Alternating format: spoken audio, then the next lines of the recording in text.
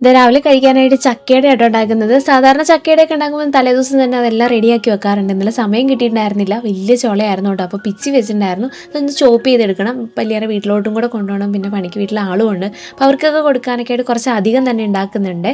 ഇടനയിലേക്ക് കൊണ്ടുവന്നതൊക്കെ ഒന്ന് തുടച്ച് വൃത്തിയാക്കി എടുത്തിട്ട് ചക്കയും ചോപ്പ് ചെയ്തെടുത്ത് അതിൻ്റെ അകത്ത് കുറച്ച് നമ്മൾ ഏലക്കാപ്പൊടിയും ജീരകത്തിൻ്റെ പൊടിയും തേങ്ങാക്കൊത്തും തേങ്ങയൊക്കെ ഇട്ടൊന്ന് കുഴച്ചെടുത്തിട്ടുണ്ടായിരുന്നു. അത് അടുപ്പത്ത് വെച്ചു കേട്ടോ.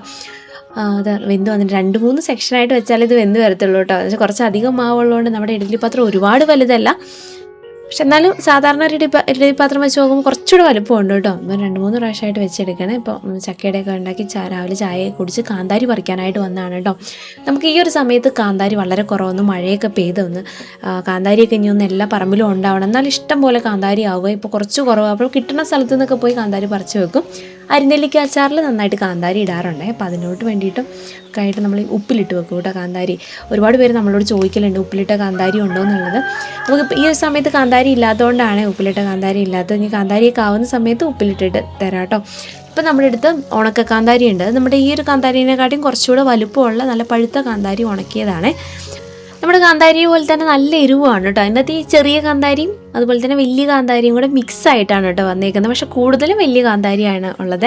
അപ്പോൾ വെബ്സൈറ്റിൽ ഉണ്ടാവും. ആർക്കെങ്കിലും കാന്താരി വേണമെന്നുണ്ടെങ്കിൽ നോക്കിയിട്ട് വാങ്ങണം കേട്ടോ. പഴുത്ത കാന്താരിയാണ് കേട്ടോ. പഴുത്തുവാണ്, പിന്നെ കുറച്ച് വലുതുമാണ്.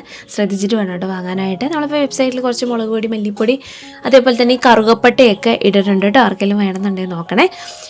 മുളക്, കാന്താരി മുളക് കഴുകി അതൊരു തട്ടിലിട്ടൊന്ന് ഉണങ്ങാനായിട്ട് വെച്ചിട്ടുണ്ട്. വെള്ളം പോയിട്ട് വേണം എടുത്ത് ഉപ്പിലിടാനായിട്ട്. വിനാഗിരി ഉപ്പും ഇട്ടിട്ടാണ് വെക്കുന്നത്. നമ്മൾ കാശ്മീരി മുളക് കുറച്ച് ആയിട്ടുണ്ടായിരുന്നു കേട്ടോ. അത് വെച്ചാൽ അവസാനത്തെയാണ്. അപ്പോൾ ഉള്ളതും കൂടെ ഞാൻ കയ്യോടെ പോയി പറിച്ചിട്ട് വന്ന് അതും വെയിലത്ത് വെച്ചിട്ടുണ്ടായിരുന്നു കേട്ടോ ഉണക്കാനായിട്ട്.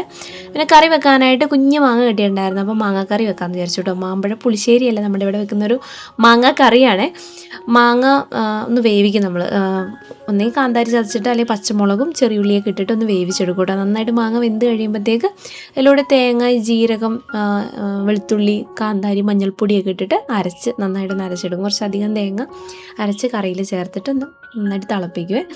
കടുകൂടെ വറുത്ത് ചേർത്ത് മാങ്ങാക്കറി ആക്കി അതും വെച്ചു. പിന്നെ കുറച്ച് മീനുണ്ടായിരുന്നു, അതും വറുത്തു. പണിക്ക് ആളും ഉള്ളതുകൊണ്ട് അവർക്ക് കൂടെ ഉള്ളത് വറുത്തിട്ടുണ്ടായിരുന്നു കേട്ടോ. പിന്നെ കുറച്ച് വെളുത്തുള്ളി അച്ചാറൊക്കെ കൂട്ടി ഭക്ഷണം കഴിച്ചു. നമുക്ക് ഇവിടെ തേന് പറമ്പിൽ നിന്ന് കിട്ടിയിട്ടുണ്ടായിരുന്നു. ചേട്ടൻ കൊണ്ടു തന്നതാണ് കേട്ടോ. ചേട്ടൻ കിട്ടിയിട്ട് നമുക്ക് കൊണ്ടു തന്നതാണ്.